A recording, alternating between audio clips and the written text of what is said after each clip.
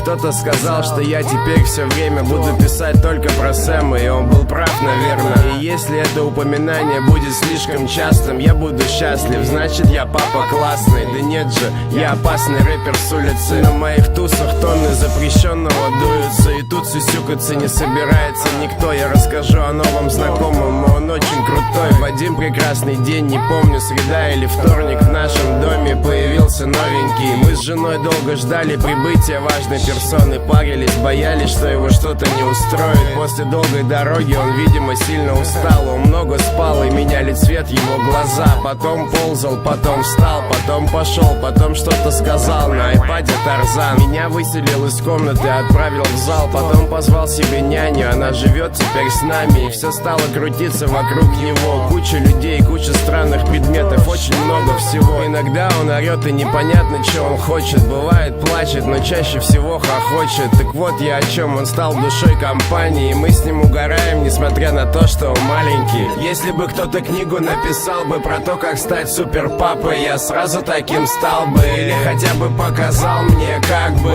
Но мы с Сэмом решим все сами, пойми. Если бы кто-то книгу написал бы про то, как стать супер папой, я сразу таким стал бы. Или хотя бы показал мне, как бы. Но мы с Сэмом решим все сами, пойми. Честно говоря, очень сложно писать об этом, обо всем. Я ведь никогда не представлял себя отцом. И если бы лет 5 назад кто-нибудь мне сказал, что у меня будет жена и ребенок, плюнул бы ему в лицо. Но в конце концов все так и срослось. Я радуюсь жизни рядом с этим сорванцом. И когда он поднимает меня с утра, я рад. И пофиг, что я не спал, за окном дождь или жара. По-моему, сейчас кому-то будет та-та-та, если этот кто-то будет продолжать вести себя так. Сейчас ты бабахнешься, и будет такое бобо. Будешь делать и пойдешь гулять на лос. Сделай маме оба-оба, и иди ням-ням. Потом куп-куп на и отнеси это няне. Зачем бить мальчиков на улице, ты ведь не хулиган. Отдай маме помаду, ты, по-моему, не ляля. Я в полном восторге от этого ребенка, и в отличие от многих я никогда не менял пеленки. Я вспоминаю, как я рос без отца, и хочу, чтобы все от жизни брал этот пацан.